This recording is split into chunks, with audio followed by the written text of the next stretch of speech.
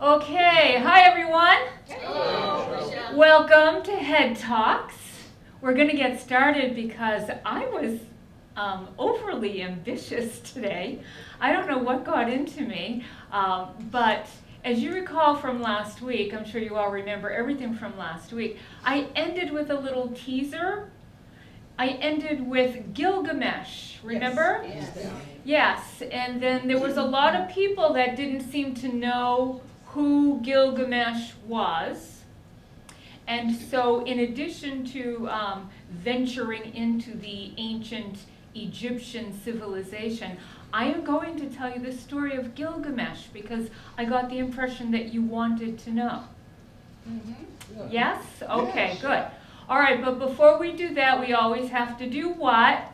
Review. Yes, we always have to do a review. So this is our continuation of, we started out with human evolution and we've been all the way through the early hominid species, all the way up to Homo sapiens sapien, and now where we are is where?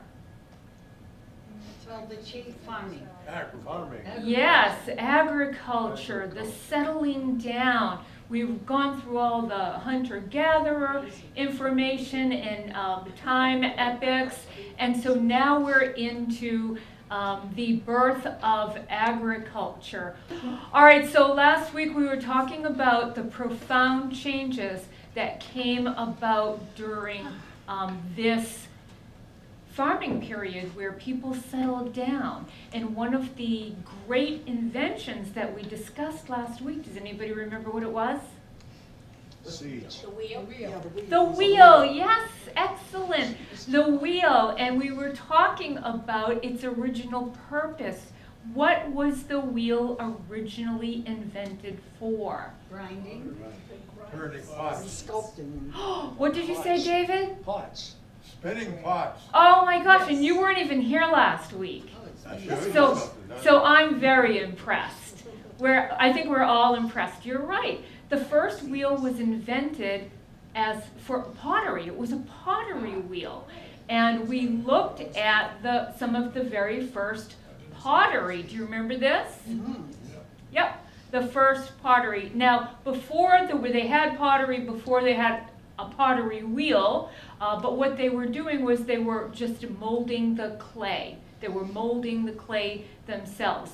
And then they invented the pottery wheel, and when they did that, were they able to make more elaborate vessels? Sure. Yes, and it becomes an art form, doesn't it?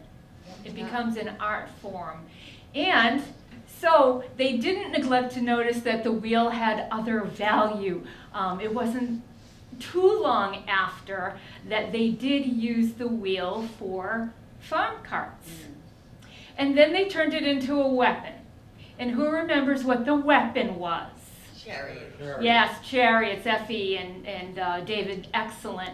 Yes, it becomes chariots. These are terrifying, terrifying weapons of war. If you didn't ever see a chariot and you're fighting and you see one of these things come barreling at you, they were absolutely terrifying. So that evolves, of course, from a pottery wheel, which is very, subdued and sublime, and it's turned into this terrifying weapon. But the pottery, as we say, becomes artistic, doesn't it? And last week we had a little exercise that was kind of fun. Do you remember what we did? Yeah, see where it came from. Yeah, we tried to see if we could take a look at some pottery styles to see if we could identify where they came from. And so, because that was so much fun, I thought maybe we'll just give it another shot since you've already seen them anyways. So this one is, just shout it out. Egyptian. Yes, Egyptian. And this one is? Greek. Greek, excellent. And this one?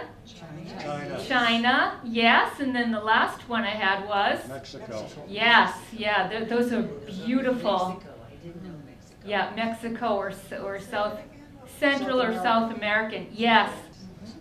And we can identify it just by looking at it. And the reason why we did this little fun exercise was to just kind of emphasize the importance that pottery plays in archaeology, correct? Because they can identify cultures through pottery, and they can date things through pottery, because pottery does not decompose. It can last for thousands of years, right? Yes. So that's what they have. So if you find something at a layer with a certain piece of pottery, you can equate the find to that time period.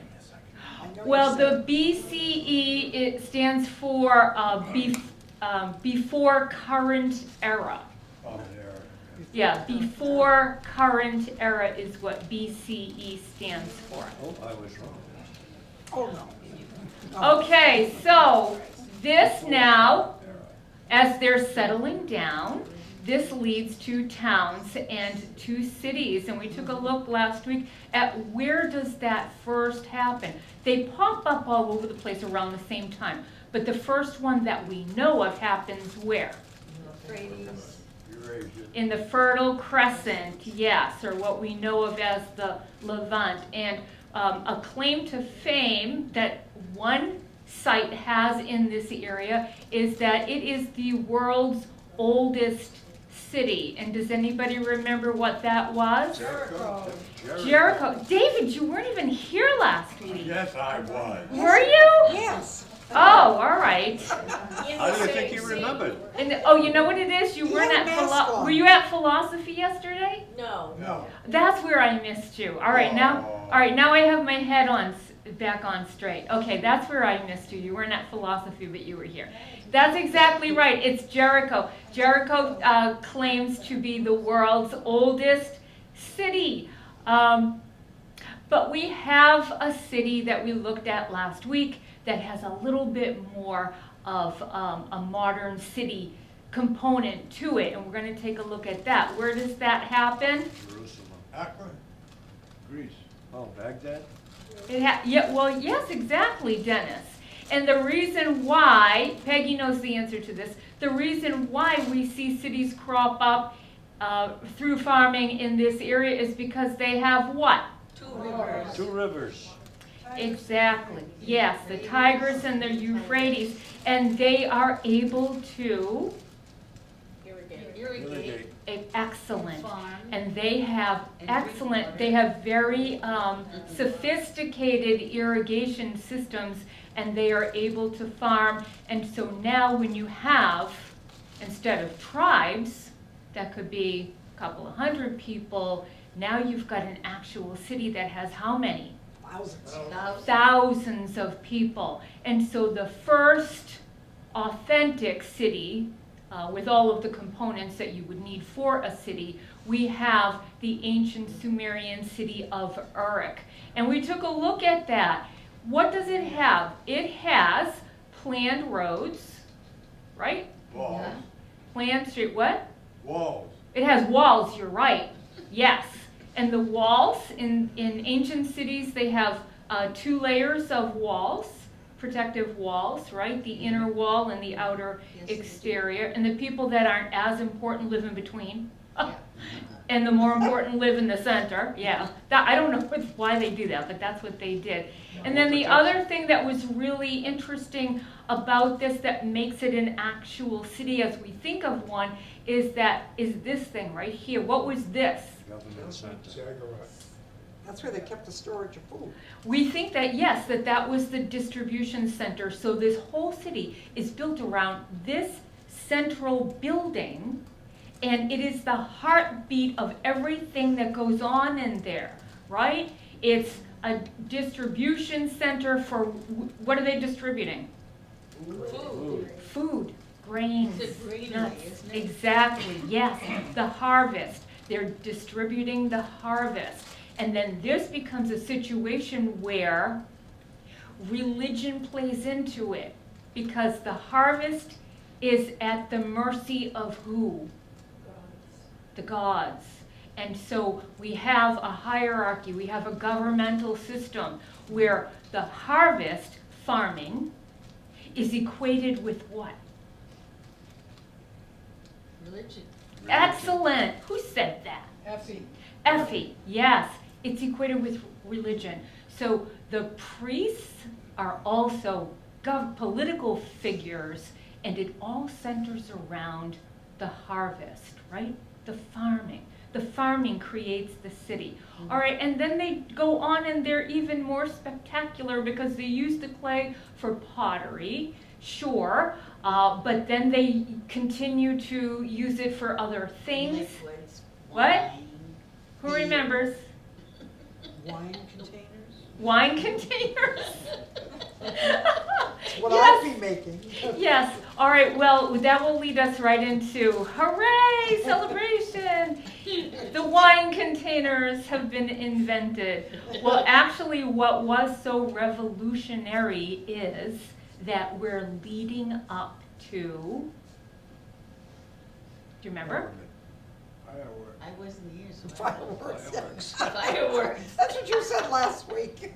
Seals. Money. Money. We're leading up to, yeah, we're leading up to money, and we're leading up to writing. First, Tablets, yes. written language, that's what we're leading up Yeah. to.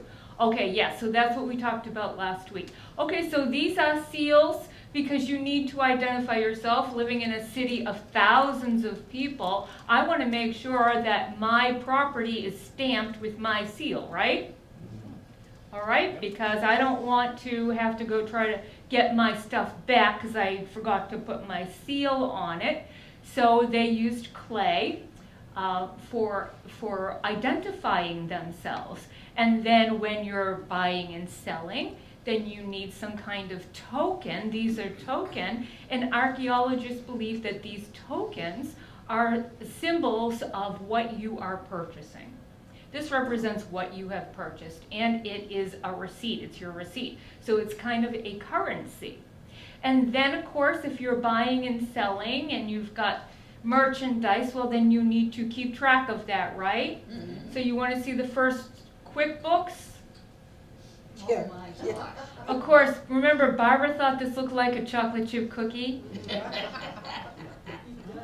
It does, doesn't it? It really, really does, yes.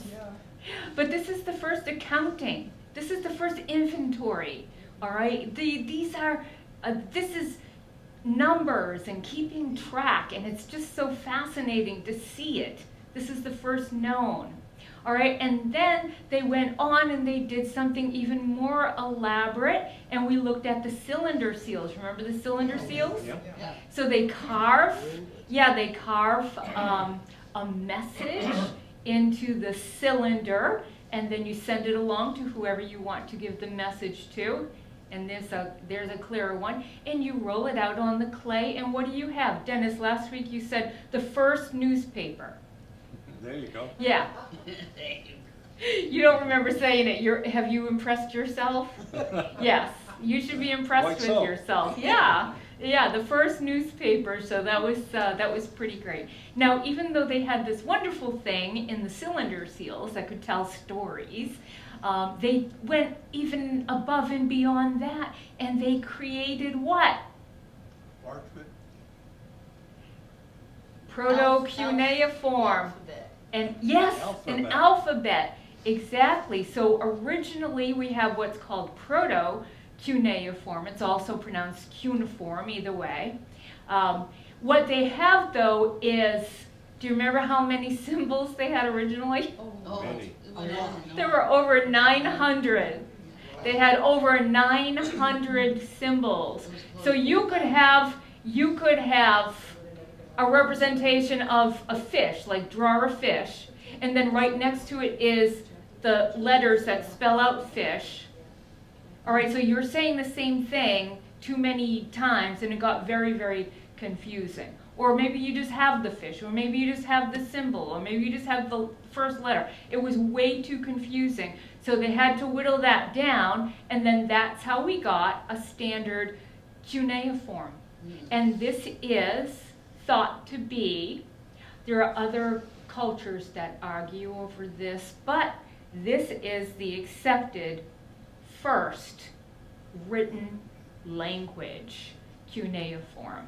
And of course, we draw eventually, it comes down through many, many incarnations, our alphabet, right? Yeah. Yes. All right. So the remarkable thing about this, it's so important, it's so critical that time is defined by this. Everything prior to written language is called what? Prehistory. Yes, prehistory. If I had some gold stars, David, I would put one right on your forehead. Prehistory, and then everything after is now history because we have what? Language. Written documentation. Written documentation, so we can call it history. And we don't know if these people were accurate reporters, do we? No. But we have so much more to go on.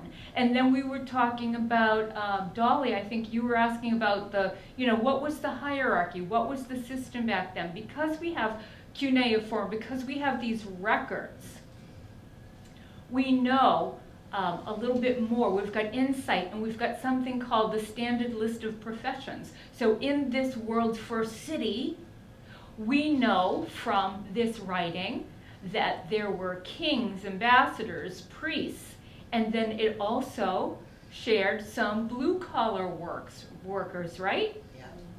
So we know what there was. The very first writings were really about business. They weren't literature, they weren't artistic, it wasn't poetry, it wasn't creative stories. It was like receipts, transactions, accounting. There's hundreds of thousands of them, and that's what they were recording.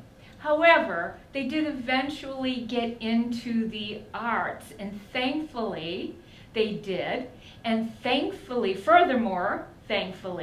we have got the Ashurbanipal clay tablet library. And a part of this library that was recovered in the late 1800s or the mid 1800s, the area was excavated, and there's hundreds and thousands of these tablets. So they were sent to the British Museum. They're sent to the British Museum, and they got so many, there's probably still some they haven't looked at yet. They just haven't had time. There's so many of them.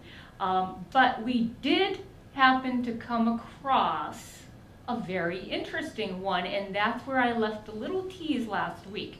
Do you remember who I talked about? Gilgamesh. Yes, Gilgamesh. So in the Ashurbanipal library, there is this epic of Gilgamesh. All right? And the epic of Gilgamesh, when it was translated, was quite astounding. So this happens in 1872. This is George Smith right here, George Smith. And I'm thinking to myself, I need to remember that name, George Smith, because if I can remember Ashurbanipal, I better be able to remember George Smith. He looks like the Smith brothers cough drop. Yeah. he does. Oh my gosh! Did everyone hear what Dolly said? He looks like the Smith brothers cough drop. It really does. Oh, Dolly, you're quick, very quick. All right, so George Smith, he's actually an amateur. He doesn't have an education in this, but this is a deep passion for him, and he works his way up, gets recognized, and is able to work on these clay tablets in the British Museum. And so he comes across this that is now known as the Gilgamesh tablets. He works on them, he translates them, he publishes them in 1872, and the entire world is astonished. The entire world is astonished. And so now you probably want to know why. Yeah, wow. Yeah. So I'm going to go on my own epic adventure and tell you why. You ready? Ready. All right, I would like you to meet Gilgamesh. There he is. Isn't he striking? Interesting beard. He's got too much of a beard. He has too much of a beard. Well, So this did is George. what? So did George. Yes, yes. But this is kind of a little neater. Yes. All right, so this is Gilgamesh, and Gilgamesh is a king. He is the king of Uruk, and he is a tyrant king. Why is he a tyrant king? Well, because he is the son of a mortal man, but also his mother is a goddess. Does that remind you of anything? Yes, here we go again. Here we go. Aren't they all? All right, and so he is of superhuman size and strength. Now, if this reminds you of somebody, please keep in mind that this predates all of that by about 900 years. All right, 900 years earlier. Just keep that in mind. All right, so let's talk about his story. So he's a bully, and he's the king of Uruk. Remember the city, the first city, it's got thousands of people, and because no one's going to go up against him, right? He is exhausting the people. He's making them work, he's making them, he's overtaxing them, he's just doing whatever he wants to do. So the people are very upset about this, and they're crying out to the gods saying, give us relief from this king, from this man, it's too heavy a burden. And the gods hear the cries of the people. And so they decide that they're going to choose from the wilderness this half man, half beast character, all right? His name is Enkidu.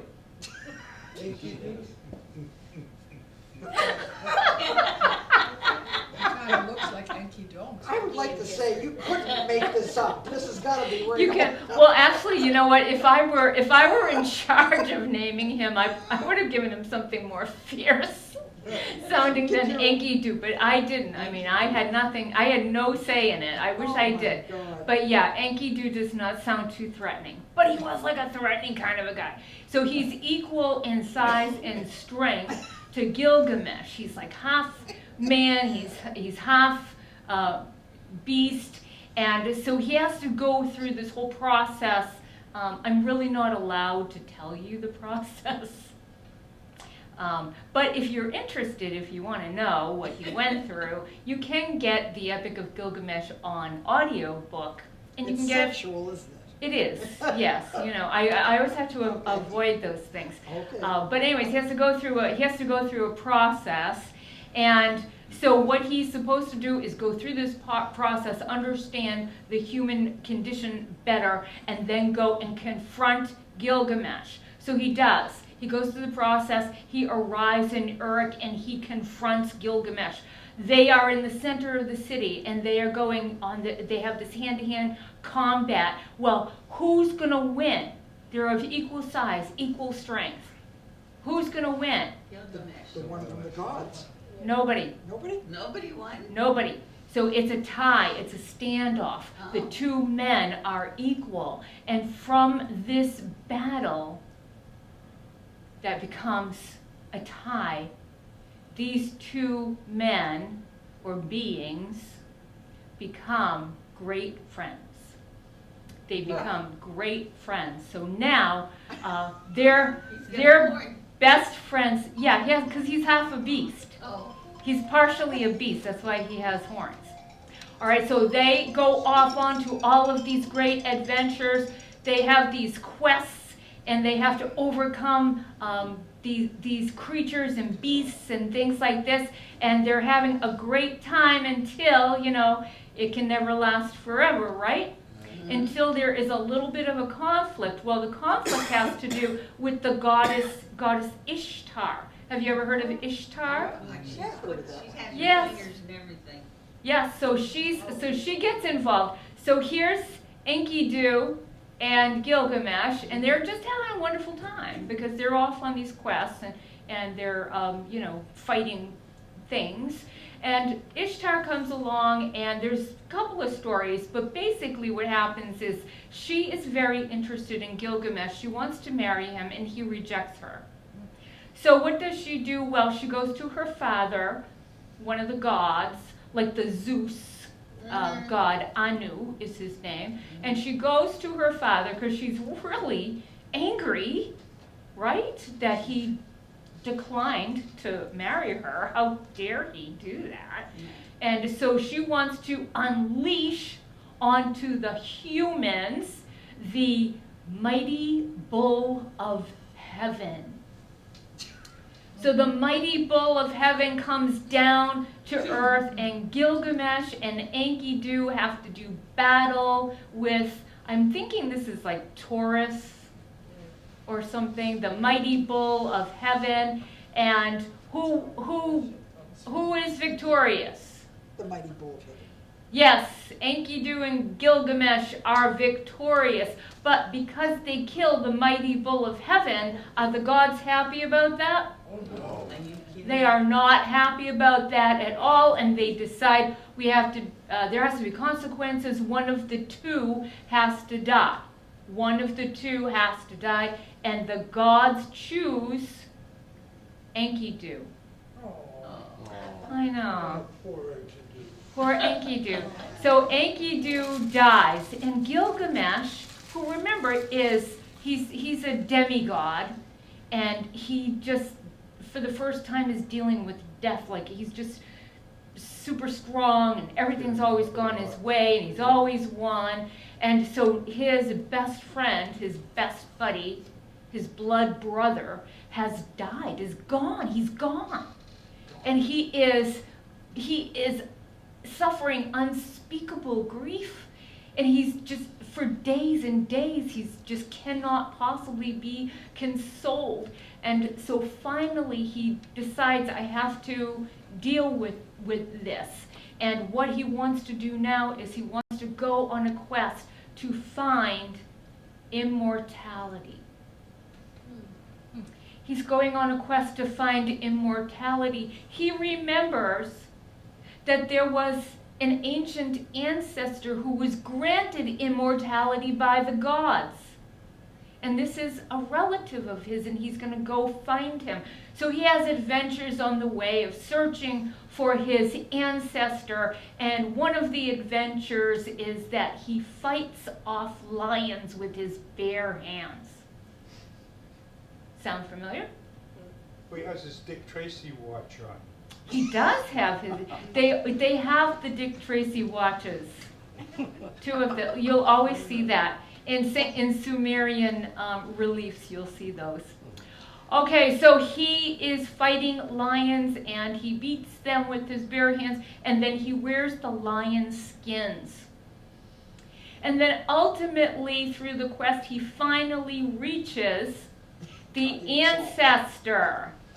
All right? Can we just call him the ancestor? Yeah. All right.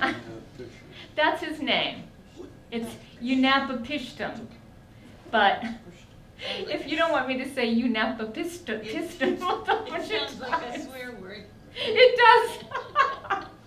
All right, so we'll call him the ancestor. Okay. So he finally arrives, all right, and he wants to find out from the ancestor how to achieve immortality. So they sit down, and the ancestor tells Gilgamesh how it is that he was granted immortality by the gods. And the story goes like this. The gods were upset with the people that they had made because they were very noisy. They were loud and obnoxious, and they were annoying the gods. And so the gods decided they need to get rid of these annoying people. And they come up with a solution. they are going to cause rain to fall on the earth. A great flood will come and wash all the people away. It will wipe the world clean of these people that we made. Well, one of the gods had a fondness for this ancestor and gave him a heads up and said to him, you need to build an ark. You need to build an ark, and you need to bring with you on this ark certain things. What should he bring? Animals. He should bring animals, and he should bring His family. his family. He also brings Food. some of the artisans from the city. So it's his family, and some craftsmen come with him, and he brings birds and animals and insects and plants, and he's got all of these things on his ark. His ark is interesting because it is the shape of a cube, as it's described in the Epic of Gilgamesh. Here's the relief. Here's the cylinder seal that tells part of the story. All right, and so it rains and it rains and it rains for 7 days, and then it stops raining. And what does the ancestor do? Sets a dove free. Yes, and he does this Dried up. 3 times. Oh, he sends out 2 doves and a raven. I think that's how that went. And when the third does not come back, they know that there is land, and eventually they drift onto a mountaintop, and they get off of the ark. And because they had survived it and had done everything that he was told, the gods granted the ancestor and his wife. I just love this, though. Isn't it great? Look at his hand is on her shoulder. Right there. I just love it. All right. So they were granted immortality for having survived all of that. Isn't that fascinating? Where do they live now? They live in Mesopotamia. Ah, okay. Yes, they're still there. Okay. Yeah, they're still there because.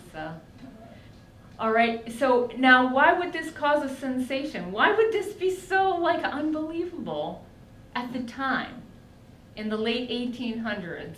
Well, it's like the Bible. Well, if you got the Bible. Sounds Yeah, like it's the sort of like Bible. Noah. It's exactly like Noah. Who could the ancestor have been? Abraham. No, Ooh, Noah. Noah. Yeah, Noah, yeah. Because Gilgamesh goes to the ancestor, No, yeah, is Noah. right? And the ancestor is Noah. Could be, Oh, good. Yeah. could be, right? Just calls him something else.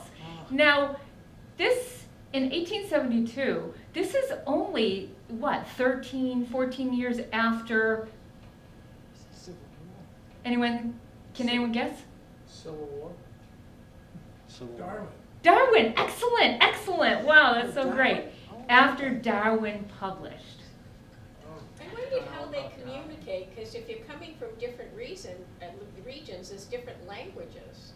How did all these people communicate? Tower of Babel. Duolingo. After the flood, they built the Tower of Babel, and then yes. Well, let's put that on pause because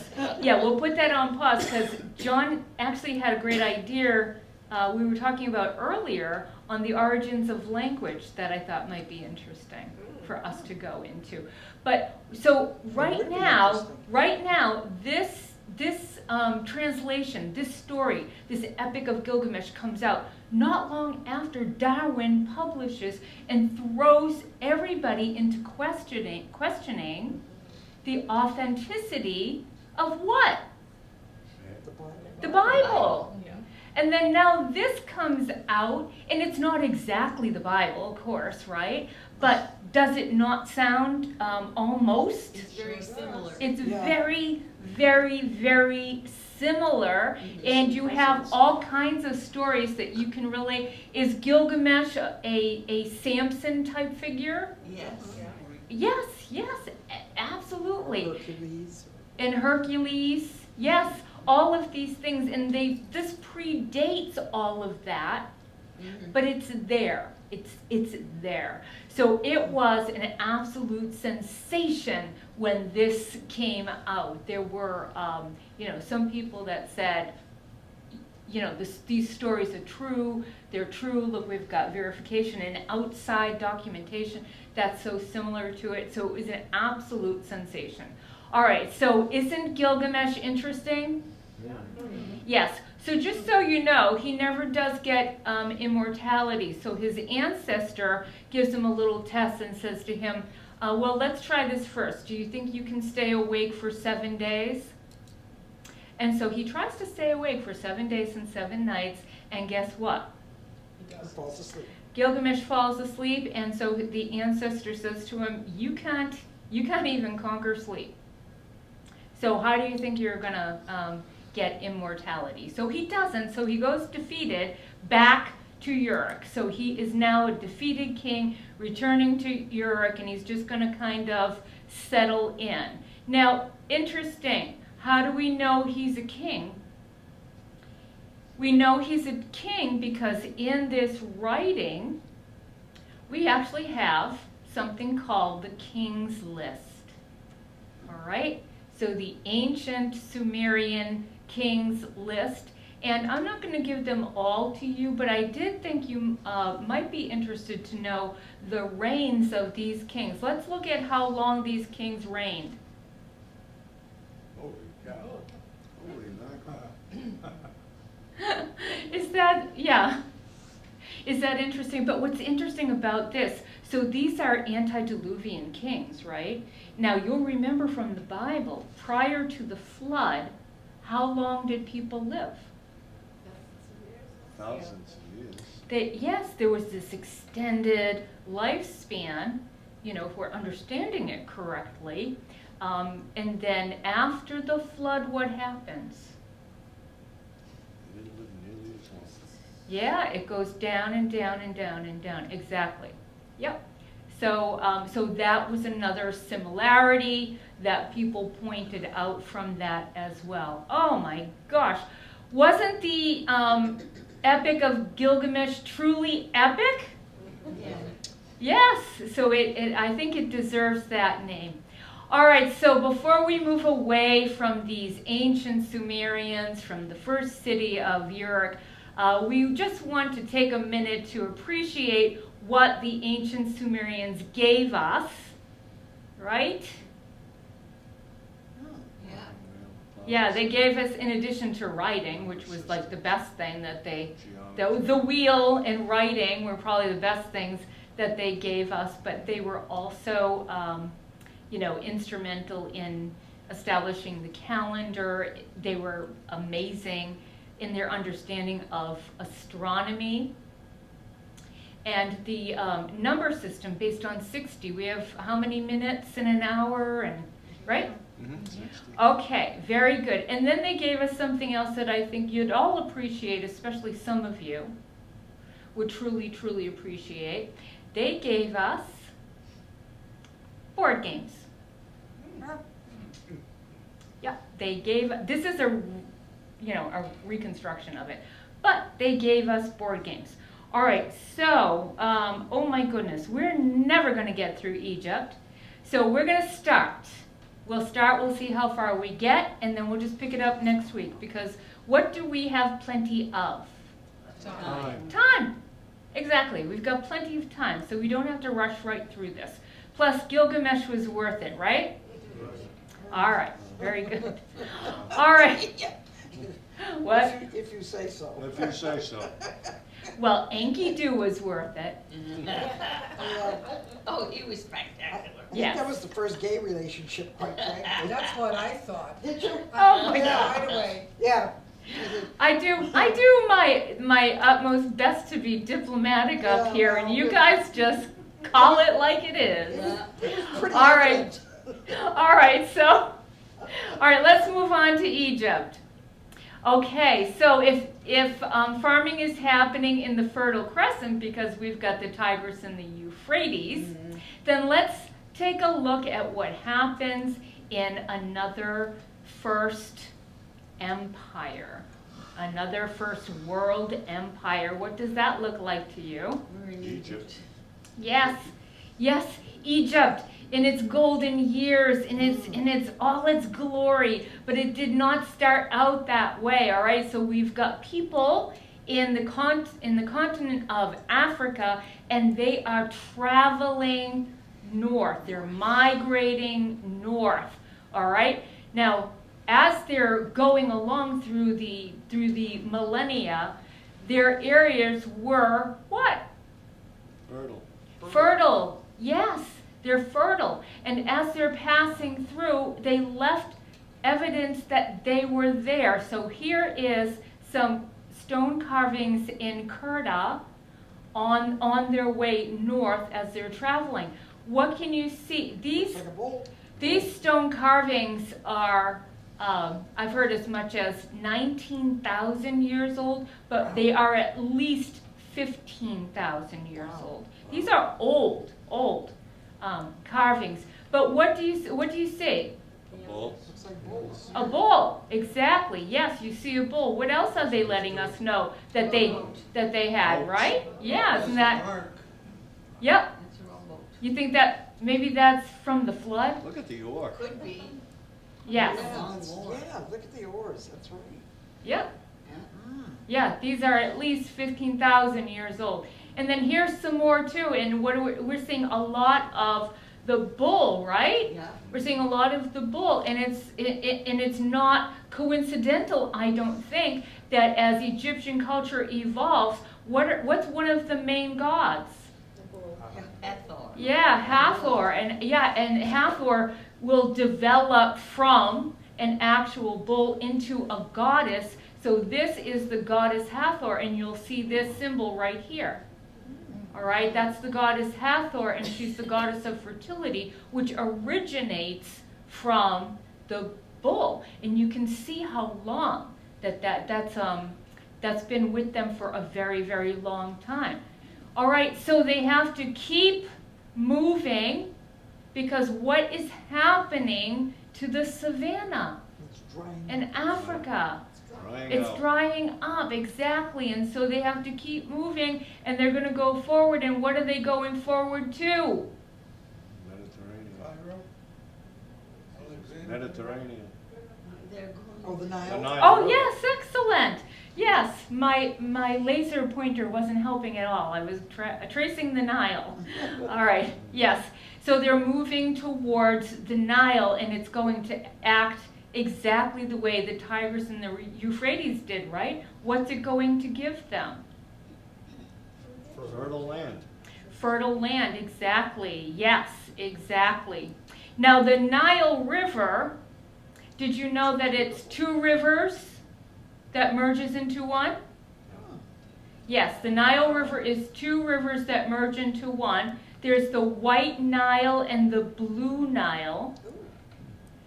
And as they join together, this creates the world's longest river. All right, and not only that, but they are really enjoying great harvests. They start farming because this is really fertile land. They're having incredible crops. They have an annual, what does the Nile do once a year? It floods, yes.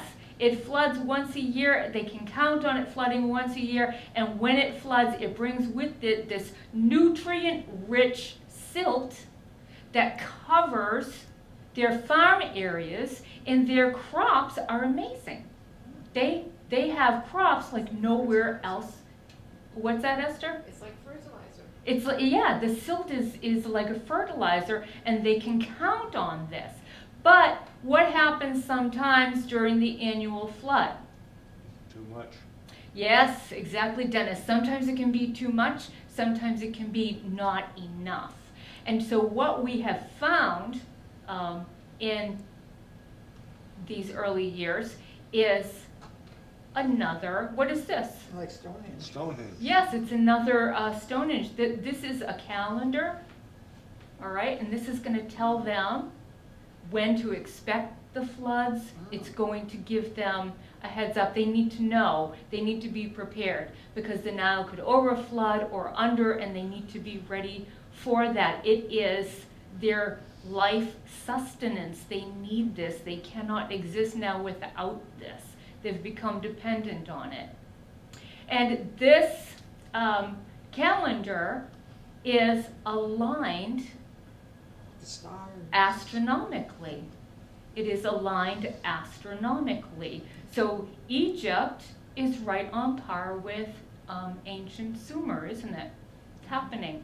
It's happening at the same time as it is in other places in this area too. Now, did you know that, first of all, Upper Egypt is in the south? Did you know that?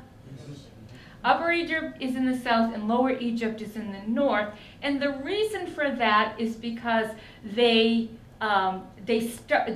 equate it to where the Nile begins, and it begins in the south. So that's the starting point, so they call that upper. And here is lower. Now, Upper Egypt and Lower Egypt are two separate things.